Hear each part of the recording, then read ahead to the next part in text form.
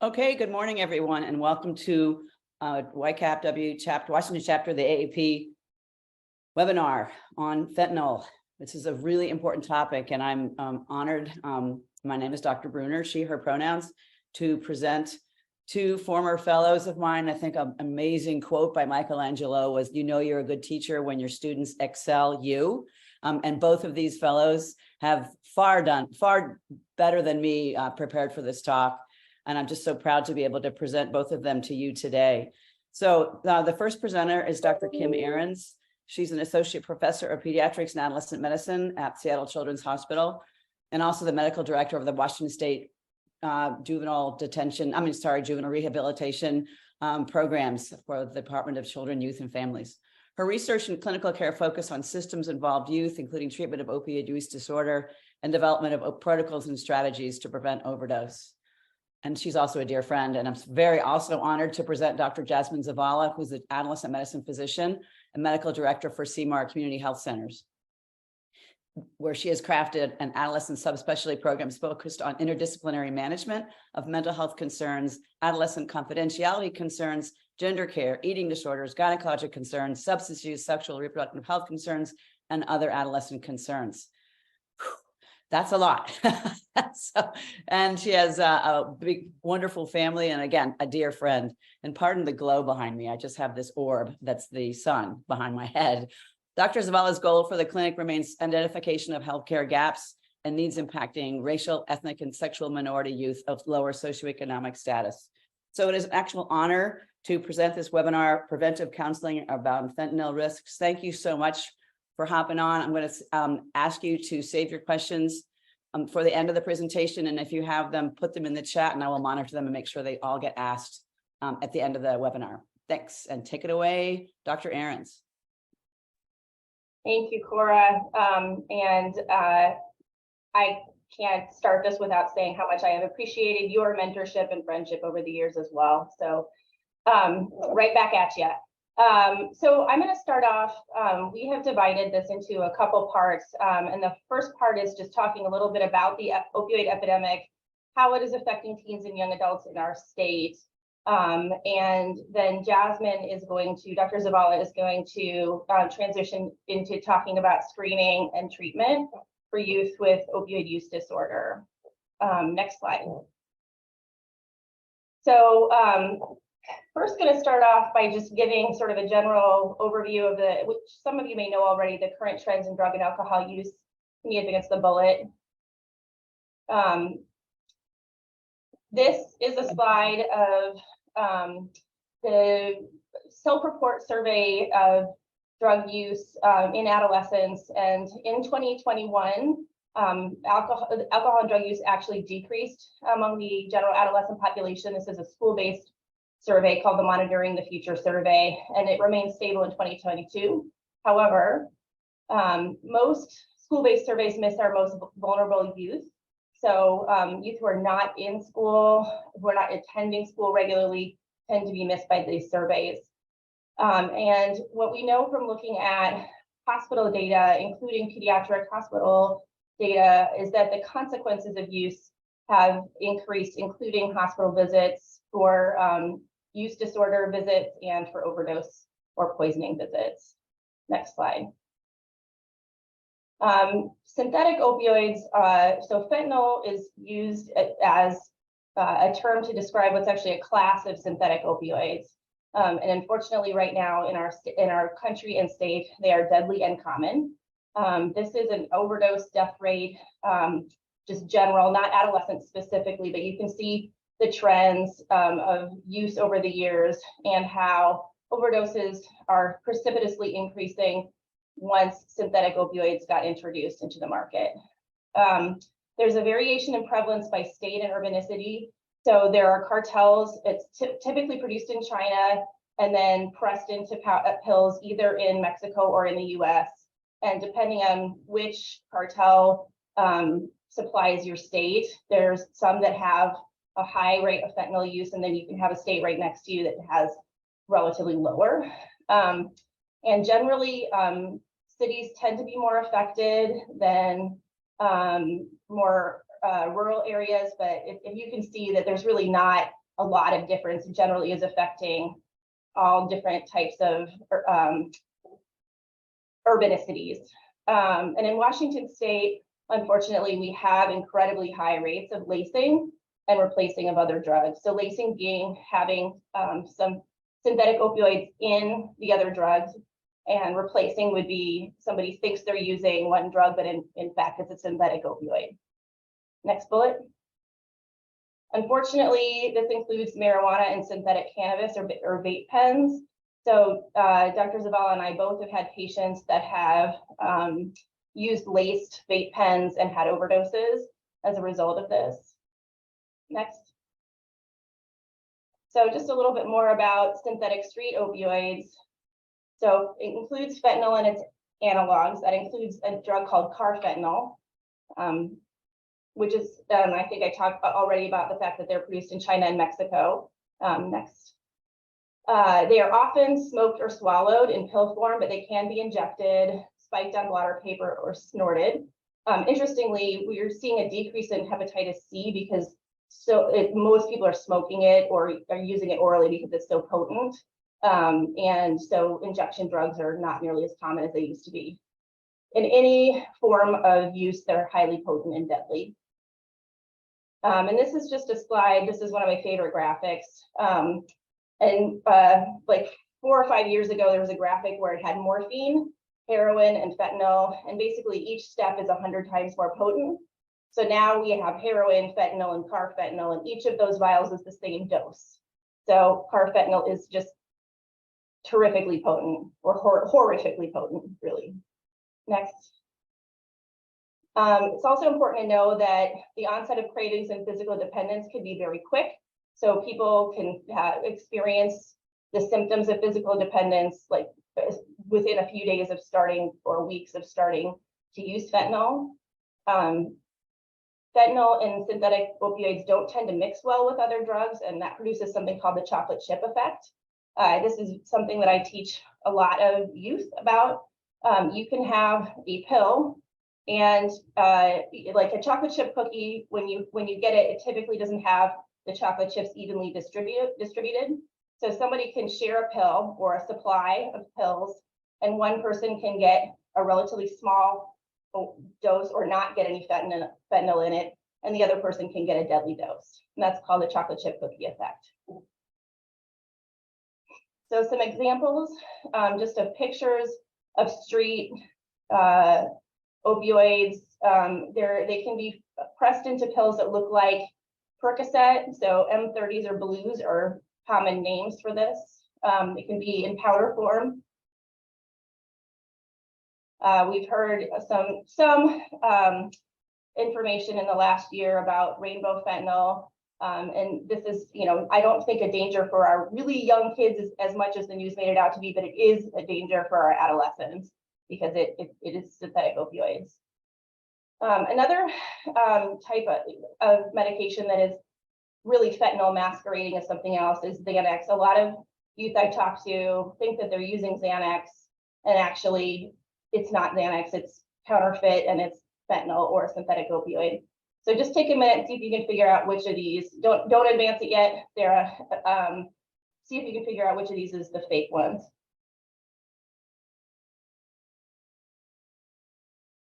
Okay, go ahead.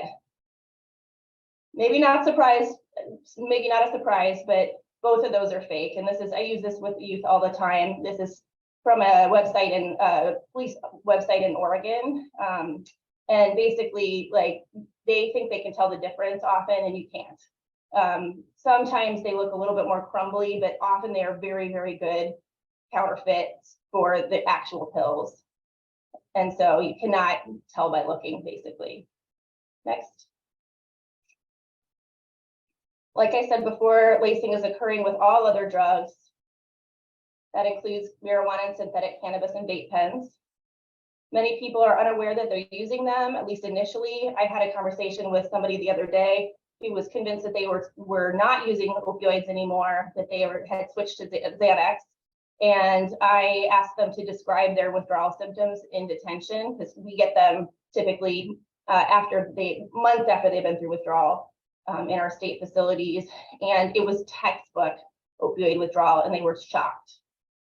So we, total frame shift for this person. They thought that they had stopped using opioids, and in fact that they were having escalated use of synthetic opioids. Next bullet. The other thing that I think is important to know is that polysubstance and the lacing effect or mixing of drugs can obscure or complicate the classic signs of opioid intoxication and overdose. So if in doubt, use Narcan is what I tell patients. If you're feeling like, if somebody looks like they're going down, doesn't matter if the symptoms are classic, just use Narcan. A little bit more about youth overdose trends. Advance, please. So this is just a graphic of overdose deaths in teens, age 14 to 18. So similar to the hospital data, you can see the overdose deaths are precipitously increasing in spite of the fact that school-based surveys show drug use being even or decreased. And about a classroom's worth of youth die of the overdose every week.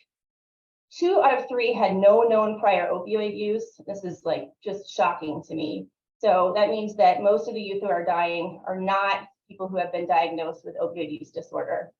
Most were also at home with another person present in the house, so typically using alone in their bedroom or another room in the house. Less than a third received any naloxone. So a final slide on harm reduction for youth who use. Jasmin and I both think of harm reduction as something that conveys respect, dignity, and compassion to the people we serve. And I think one thing that is really important is to talk to youth about never using alone. And this includes youth who are using cannabis, even recreationally. Next.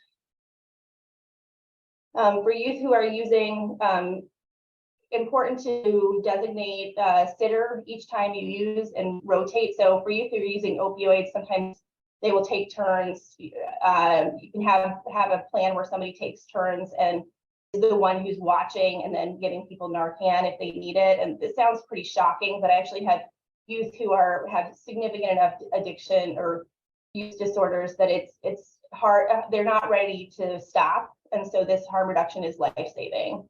Next. And what I also tell youth is that the only drugs that are for sure safe from lacing are those that you can actually see walking out of a dispensary or a liquor store.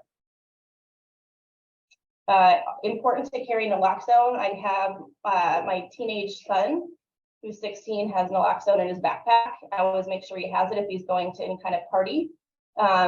Always call 911 if you use Narcan because it can wear off, and it sometimes takes multiple doses of Narcan. In fact, almost always with fentanyl, it takes between 4 or 5 doses, such that they're actually looking at increasing the dose of standard Narcan because it's such an issue.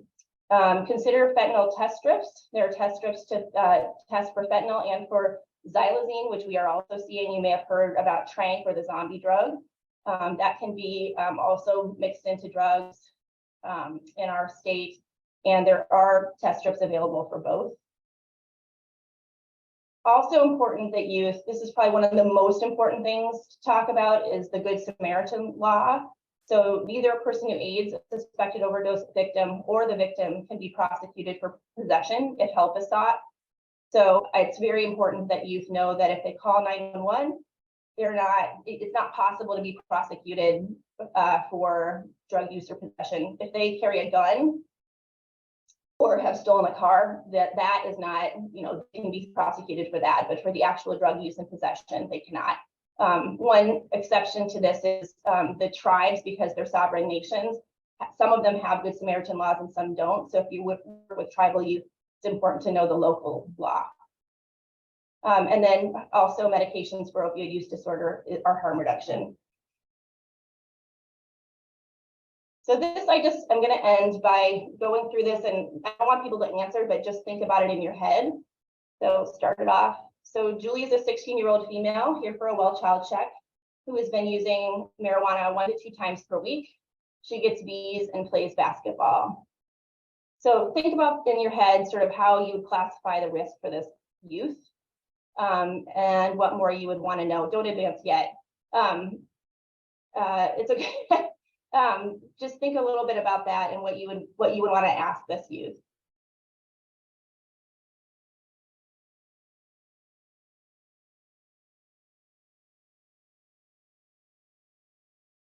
Okay, you can advance now. So I think one of the most important things to ask about is where she gets her supply, and it's really common for youth who have recreational occasional use to get their supply from friends, and that means it's an inconsistent supply and they don't know where it's coming from, and also how she's using it.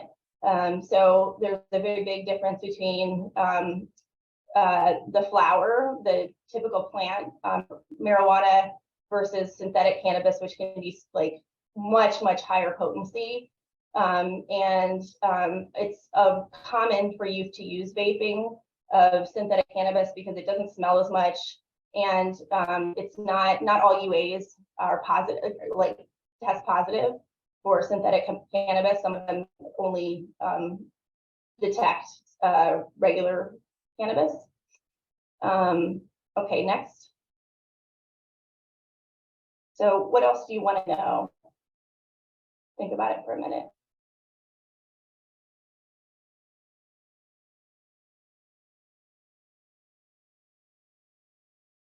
Okay. So just asking, I think one of the signs that somebody may be experiencing laced drugs is if they have had any episodes where the high felt very different than the other highs that they've had. That's a sign of potentially laced drug supply. And in this case, this youth recently experienced a very unusual high, and it didn't feel like what she typically experiences. Next. So how do you want to counsel her?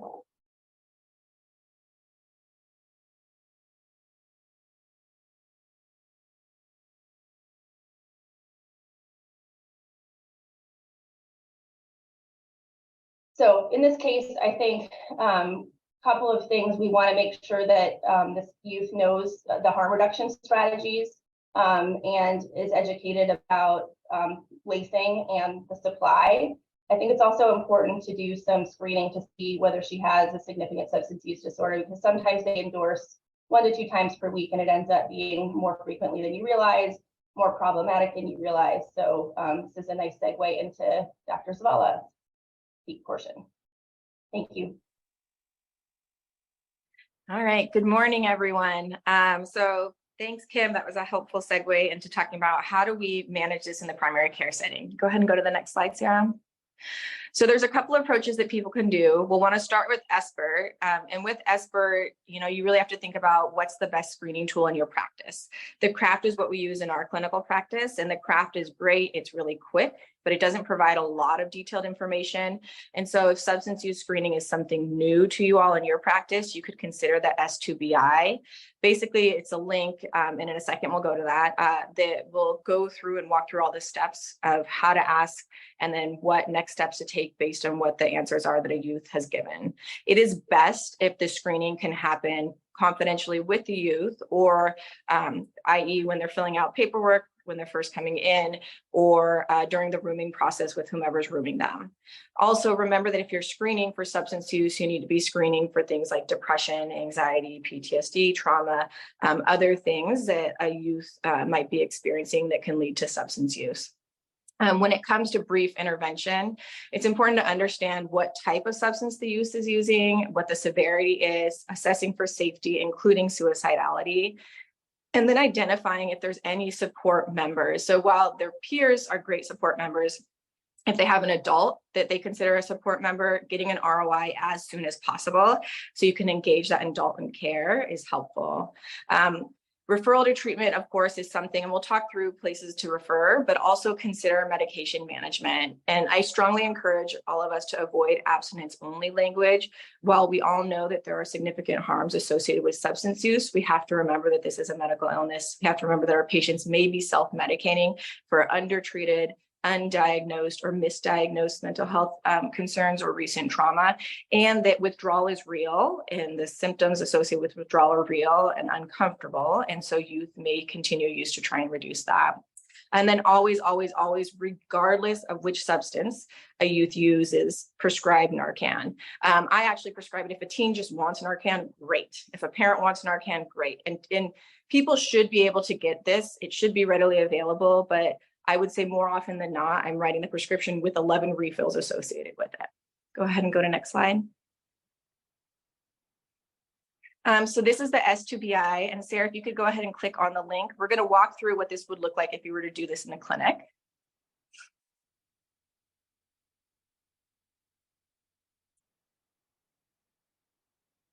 Sarah, were you able to click on the link? But I think because I'm screen sharing, it is only showing the other screen. So hold on one sec.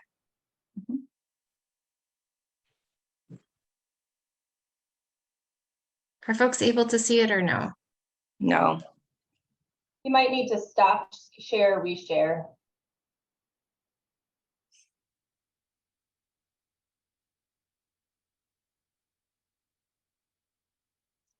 Perfect. And so we're going to go ahead and say that we're the clinician and say start.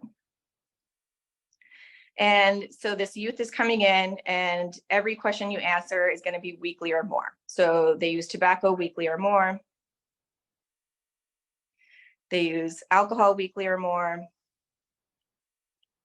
Same thing with marijuana. Same thing with drugs not prescribed for them, illicit drugs, and inhalants, and synthetics. So the nice thing is it gives you the risk level, right? This youth is at high risk of having a substance use disorder. And Sarah, if you scroll down, the other thing is that this gives you tools on what to do for next steps. So like I said, we use the craft, which is seen there, but it also gives you the ORS framework. And Sarah, if you could click on where it says ORS framework. That gives you some practice on how to communicate with your patient a little bit more about substance use. And we can go ahead and go back to the slides.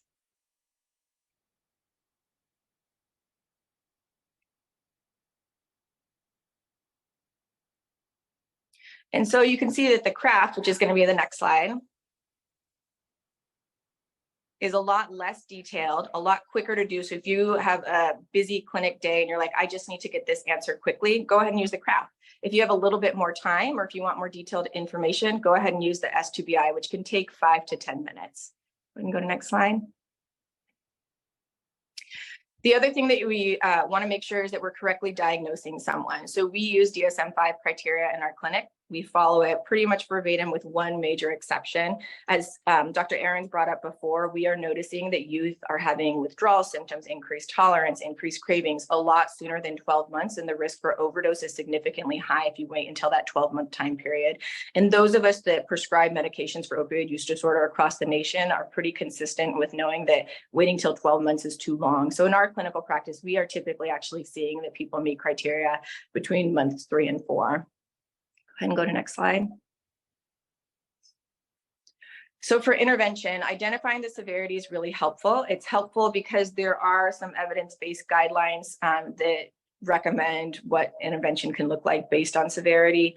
We use DSM-5 criteria for that. We use MI in our clinic to really identify what are the patient's goals, what is their motivation or readiness for change, and then what are the parent or caregiver or guardian's goals. And they may be in alignment, they may not be in alignment, right? We may see a patient with severe OUD where we're like, this patient definitely needs to go to residential. The parents or guardians are in agreement with that, but the patient says no. And so how do you manage those clinical scenarios? As I spoke about before, identifying an adult support team member can be incredibly helpful, and getting that ROI as soon as possible. If a youth says, hey, my aunt is my adult support team member, we get that ROI signed immediately, because at next appointment, that youth may have gotten in a fight with aunt and no longer wants us to communicate with them. And they may not revoke the ROI though. So it's just having somebody that can be in alignment and part of kind of the support care team is incredibly helpful. In our experience in our clinic, it is very rare where youth won't allow us to communicate with an adult at all.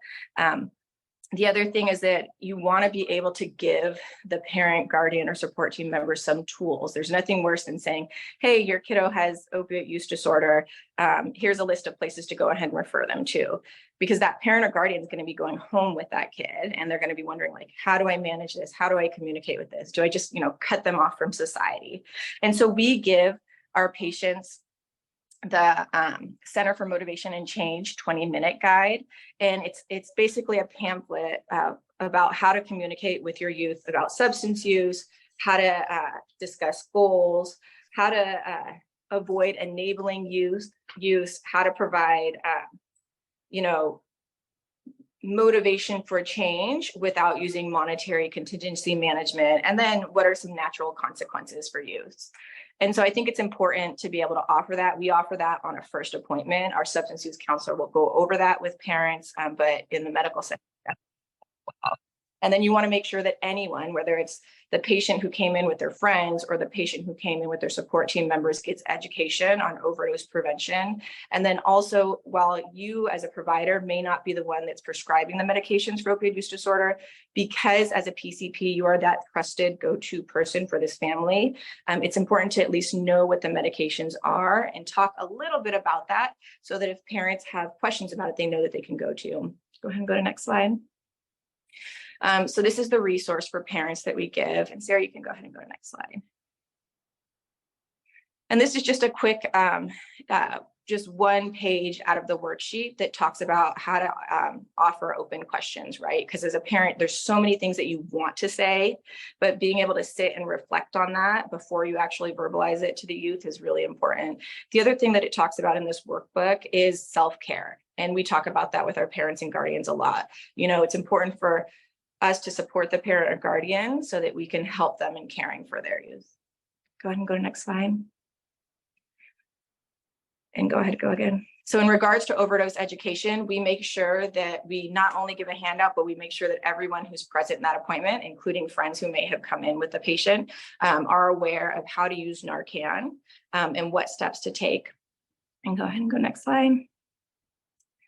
This is another newer option that's been recently FDA approved. I have no experience with that. I checked in with Dr. Ahrens. It sounds like she doesn't have any experience with using it either. It was actually FDA approved in the mid-90s, but didn't have real high uptake. It's supposed to have longer lasting effects. So I just wanted everyone to be aware in case families asked about it. Go ahead and go to the next slide. And then our risk reduction approach is very similar to what Dr. Ahrens said. We talk with our youth and we try and engage everyone who's present in the appointment to understand that the importance of never using alone, including not using alone, being isolated in your room. We want to make sure that our youth's phone is charged and on, because the youth may have their phone charged, but may have turned it off. And in a case of emergency, they're not going to remember to turn it back on. If possible, having emergency contacts on the youth's phones, so making sure that whoever the go-tos are in the event that there was an overdose in the ambulance or peers need to contact somebody. Using fentanyl test strips to test whatever the substance is before use. Always carrying Narcan. Absolutely everybody carrying Narcan is incredibly important. And really, it's hard for youth to identify, like, I don't know if this was laced with fentanyl or not. So we just say, if it's not their typical high, if they're feeling off, go ahead and Narcan yourself. There's no harm in doing that. And then always follow up with calling 911. Next slide. So referral to treatment.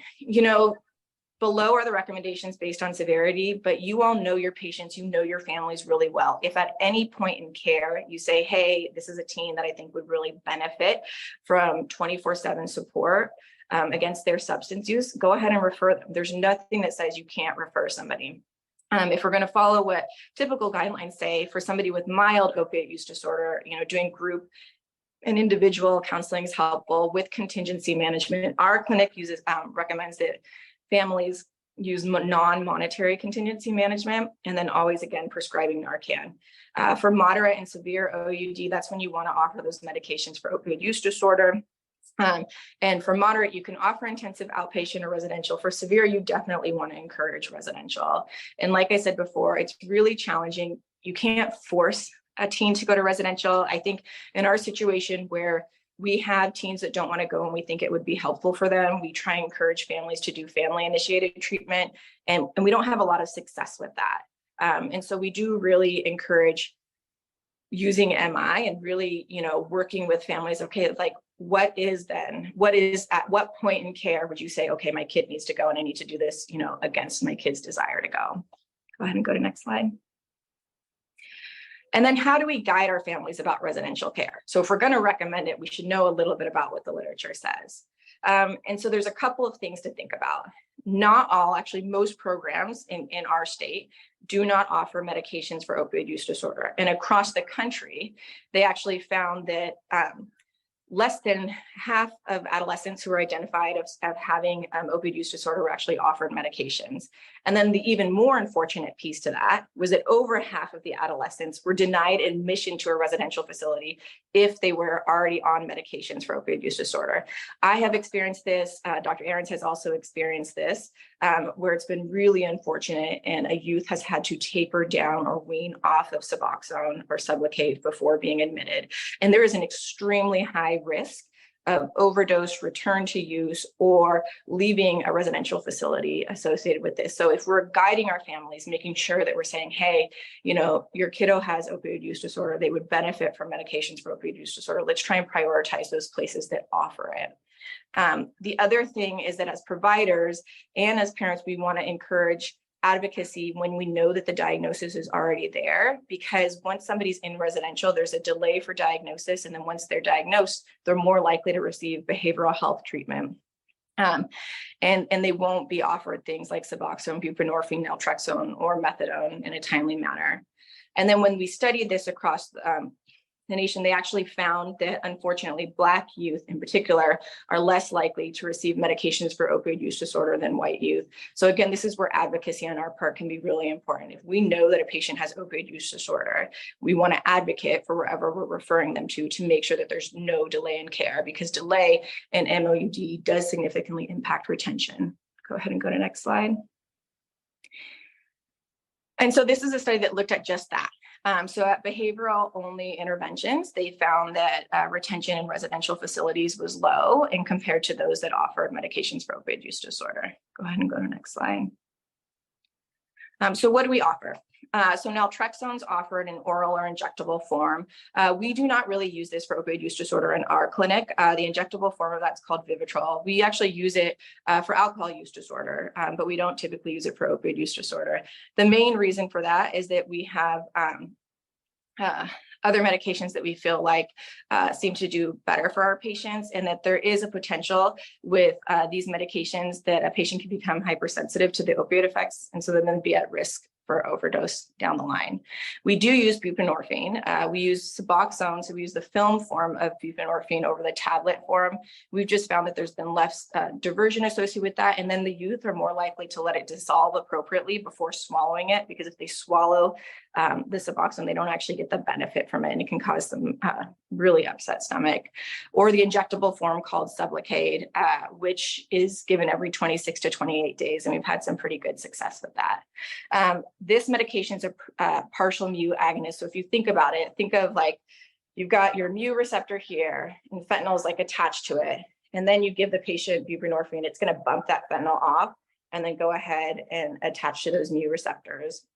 And so it's really nice to be able to give that to your patients. At low doses, what we're doing is we're managing withdrawal, and then we're managing cravings, and then we're managing kind of preventing those effects from opiates.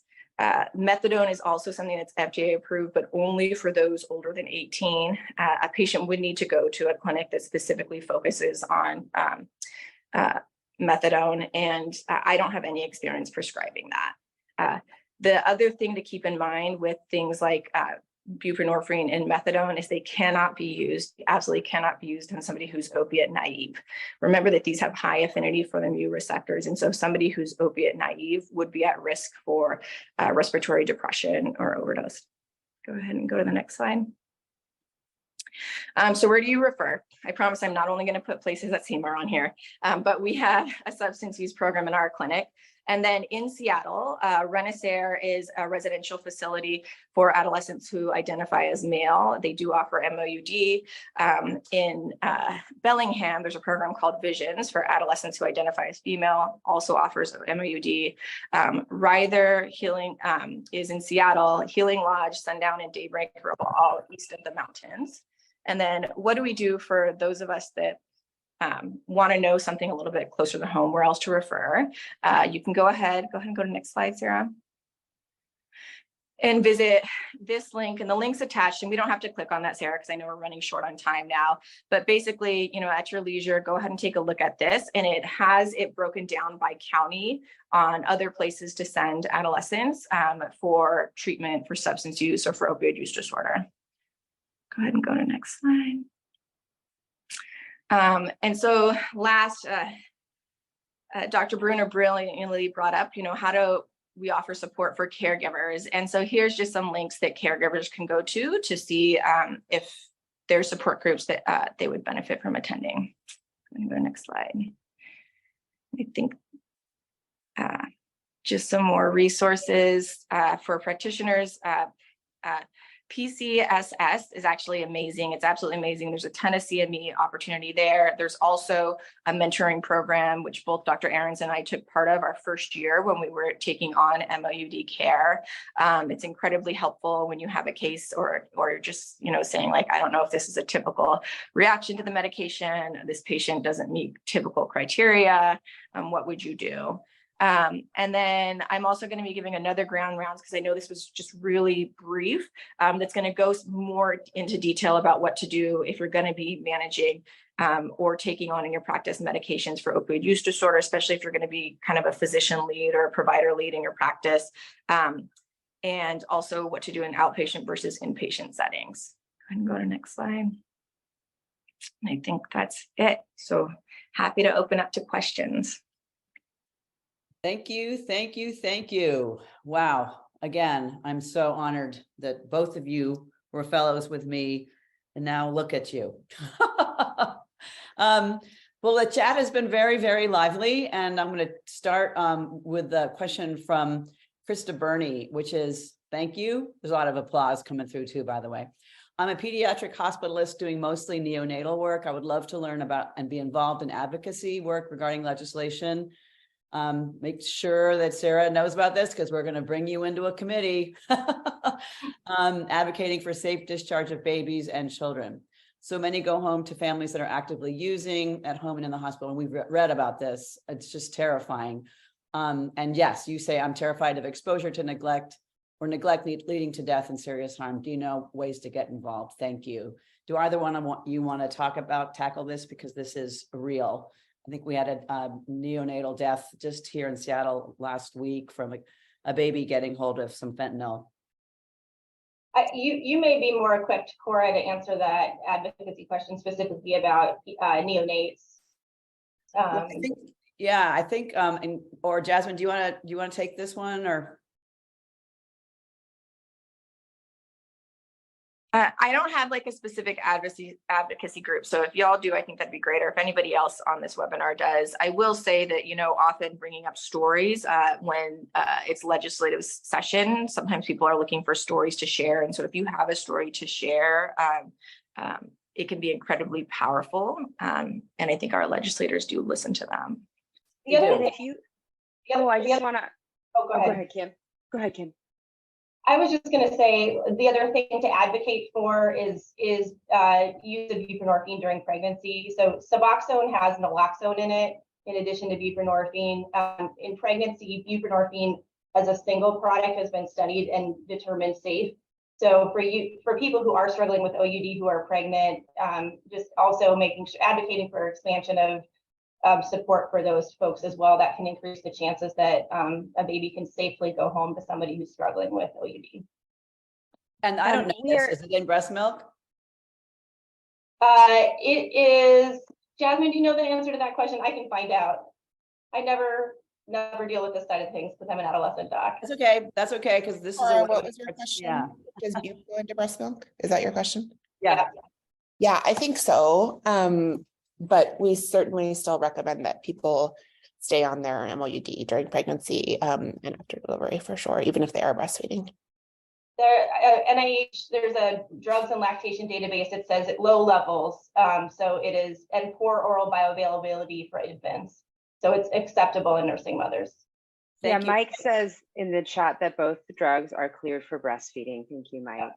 Yeah, and the other thing to know, I think about postpartum patients specifically, if they're on methadone, is that because their pharmacodynamics change so much at the end of pregnancy and then after delivery, what we find is that the parent often has a lot of sedation from their typical methadone dose after delivery. And so splitting that dose into BID dosing can be super helpful.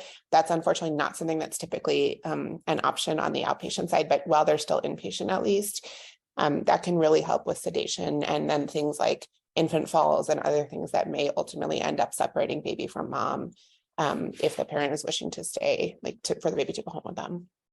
So that's something to think about in your hospitals, is whether your hospital allows for that split dosing, because that can be very important for postpartum patients. Gosh, there's so many smart people on this call. I love it. I love it. I love the energy. And yes, these slides will be sent to you, Cindy and Liz. We will make sure that you have the timing of Jasmine's grand rounds. So let me get to another chat question. Where can people get fentanyl test strips?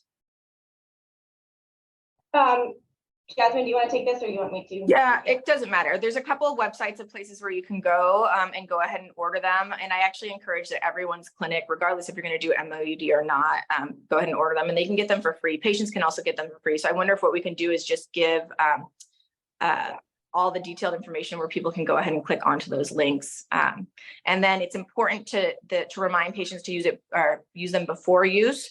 And so even though they say that they're urine test strips, you just need some, the substance of use, right? So say you have a dab pen, you need some of that liquid to put on the test strip to be able to see if there's anything in there. Yeah.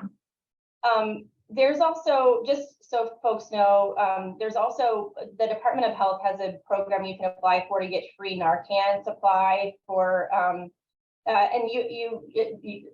they kind of prioritize based on need. But for example, for the DCYFJR system, we're able to give everyone who discharges Narcan through the program. We get our supply free through the Department of Health, and are able to therefore widely distribute it. And we have youth who come back with stories of Narcanning their family members and saving their lives.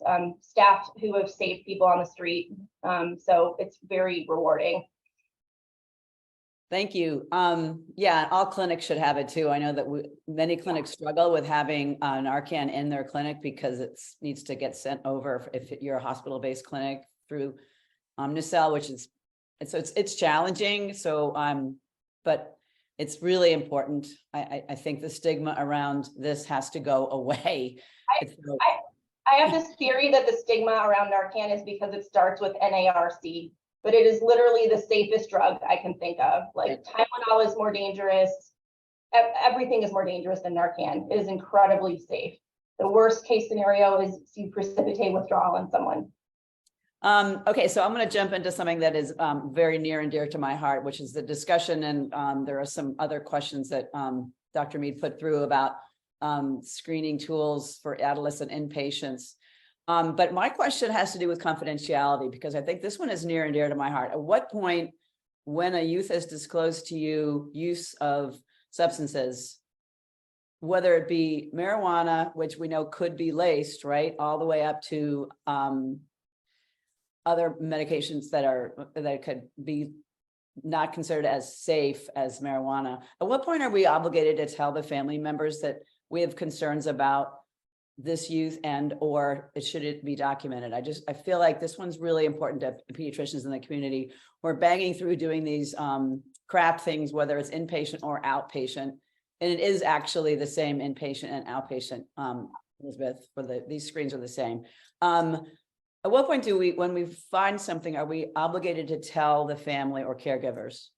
Who of you want to take that one? Yeah, I'm happy to, and I don't know, it'll be curious to see if we have the same answer, but the nice thing about breaking confidentiality is we get to decide, right? We get to decide when we're worried about the safety or well-being of my patients. And that's how I word it. I say that depending on my concern about your safety or well-being, then I will need to disclose something to someone else to ensure your safety. And so I think that it's incredibly helpful if there's fentanyl use at all, the risk for overdose is high. And I would consider that risk or safety to the patient. I happen to have the luxury, I think, of where I'm at, that most parents already know about use. They may not know about the severity of use, they may not know about the frequency, but they know that use is there. And if there is a patient where I'm not 100% concerned about safety yet, but there is use, what I do is I talk with parents about what does substance use look like? What do these changes to your kiddo look like, parents or guardians? And then we still offer the parent guide, right? Because even if you're not breaking confidentiality, there's no reason you can't provide somebody with the parent guide. That's a parent toolkit. So I don't know if Kym has the same answer or not, but I'm curious to hear.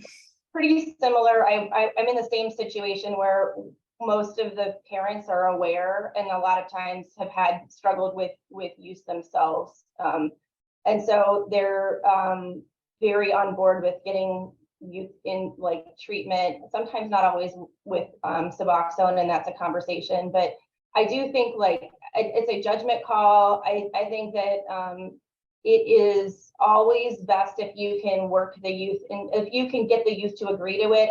And most often, if you talk about how worried you are about them, and do it in kind of a like I'm worried about your safety and you can't do this alone. Like even though youth can consent at age 13, I don't think it's really possible I don't know, I can't think of a youth who has successfully gotten clean without having an adult support person. So maybe it's not a parent, but they need an adult support person. And I agree, if they're intentionally using fentanyl or have had an unintentional overdose, that's a safety situation. And it might vary based on setting. Like almost 95% of the kids I work with struggle with substance use. Let me say that again. In my DCYFJR system, 95% have SUD or problematic substance use, and 1 in 3 have OUD. So we have very, sometimes a youth is what you're using as a safety metric varies based on the youth because they are all, you're trying to maintain rapport and get them into treatment. And so I'm babbling a little bit, but I think basically I agree with Jasmin, and you also are trying to maintain rapport and balance that piece as well with the safety piece, which is hard. Thanks both of you. And you guys are hearing this from people that advocate for teenagers. This is our lifeblood, is talking about teenagers and confidentiality and protection and all that. And you're hearing it from all three of us. If there are safety concerns, we need to bring in an adult to help and get the help from this. So we can't be more clear, I think, is pretty much there. I also want to take Dr. Pasloff's question, because I think this is one is super important, especially as we're roaring into summer. School's getting out now, right? Kids are finishing up their school for the summer. Looks like the sun's going to be here for a minute, and kids are just like out there. And so parents are worried. And I know that all parents, whether they're parents from the east of the mountains, here near Oregon, up near Canada, we have parents that are worried about their kids' use. And kids are doing a lot of things, and they have sort of during COVID, and now it's just kind of quite obvious that there's a lot more weed being smoked or dabbed or eaten. And so I think that the question that Dr. Pasloff have is, what do we do about the kids that are like smoking weed every night to get to sleep, and they swear it's the only way they get to sleep, and here it is, like this is absolutely done alone, right? So you're saying about harm reduction, do this with someone else, and you're having a kid who's like, I can't get to sleep without weed. What is supposed to happen? I'll let one of you take this. I'll tell you, my first thing is going to be to screen for trauma, because a lot of the youth who are self-medicating, trying to use weed to sleep, have a history of trauma and may need treatment for that. And there are more effective treatments. Sorry about the dog in the background. There are more effective treatments for PTSD, for nightmares. Jasmin and I both use clonidine to treat PTSD nightmares. And I think you know, if that's not the case, having a conversation about, you know, what other options they have, you know, what the function really is, and trying to get them to reduce use. I don't think you need to get them to completely stop to improve the situation and improve their cognitive functioning. Jasmine, what were your thoughts? Yeah, I mean, I agree. I offer clonidine at bedtime, prazosin, Intuniv, so guanfacine, the 24-hour form, all at bedtime if needed, if it's trauma related. If it's not trauma related and it's something else, right? Anxiety, depression, it's important to know if it's that. If you screen for all those things and you're treating for all those things, also know that if a youth were to abruptly stop marijuana use, they can have some drug-induced insomnia, and I use trazodone in that scenario. You can use hydroxyzine, you can use melatonin. We can offer other things, but I think, you know, from a risk reduction model, if we're talking about not using alone, seeing if the youth can share a room with somebody during that time period. We say, okay, I'm willing to work with you on this. Let's go ahead and see if this is actually helping your sleep or not. Can you buddy up with somebody? And if somebody's using and within 15 minutes they are like knocked out, that's not typical, right? Like marijuana wouldn't necessarily do that to you. And so I think that it's important to talk with the youth about the risk of using alone. And I always try and figure out why they think that works more than other things. And I get this question very often, I will say, in my clinic, and screens are still in the room. You know, there's so many other things that are affecting sleep hygiene. And that's where you can say, like, hey, fine, if you want to keep using, let's bring your parent in and talk about the other things about sleep hygiene that they can help you with. Thank you very much. I know we only have 5 minutes, but I want to end with Sarah Rafton, who is our lead for the WCAAP. So I'm just going to do a huge shout out for those of you that are not members of WCAAP. Please join our group. It's not very expensive, and you can be a member even if you're not a member of the National AAP. So it's a very incredible, powerful group of folks that are advocating for our children and young adolescents and young adults for their care and safety. But so we need to do more of a core group on this one, Sarah, to push this question through, which is, how hard is it to get access to residential treatment for kids? What are the wait times? What is happening with residential treatment in our state? Well, one of the programs recently shut down, which limited access to care. The other thing I will say is that for our trans or non-binary youth, sometimes programs will accept based on gender identity, which is a major barrier. And then the last piece of it is, again, many of them offer MOUD, so not great. I'll just put that out there. And then what's really hard is if you have a kiddo that's ready, family that's ready, sometimes I've been able to get people in within a week or two. Most of the time, though, we're looking at about a month, and we know what the harm is with that delay in care. I've never been able to successfully get somebody in next day, unless it just happens to be that a bed opens up at the exact same time that a kid needs to go. Just a quick question about advocacy for young people who are on medication for their addiction, appropriately on medication to take the best possible care of them. Do we need to be changing what these residential treatment centers will do and accept? And Absolutely. Is that regulatory? Yeah. Okay. All right. That's what I think.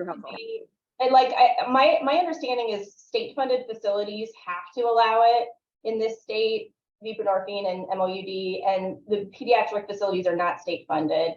But it's possible to introduce legislation that every facility treating people for OUD needs to allow this. I also have a kid who we actually put her on Sublocade so that she can get in treatment, but they wouldn't let her stay on her ADHD medication because it was also a controlled substance, and she bombed out in 2 weeks because she's super dysregulated without her ADHD medicine. So it's not just MOUD, it's just in general allowing for evidence-based medical care for our youth. Thank you. Well, I think the chat. Can I answer? I just saw one come up about Sublocade really quickly, Cora, because I just want to make sure. For our clinic, we had to partner with a specialty pharmacy. So if you're wanting to take on Sublocade, I'm happy to chat with you offline. We partner with Genoa, but there's some of our patients with private insurance, we had to partner with a different one. There's some forms that you have to fill out. There's about a week delay in when you prescribe it to when it arrives, but it is something that's possible. Bartell's also does it, but it's interesting. They had the caregiver consent.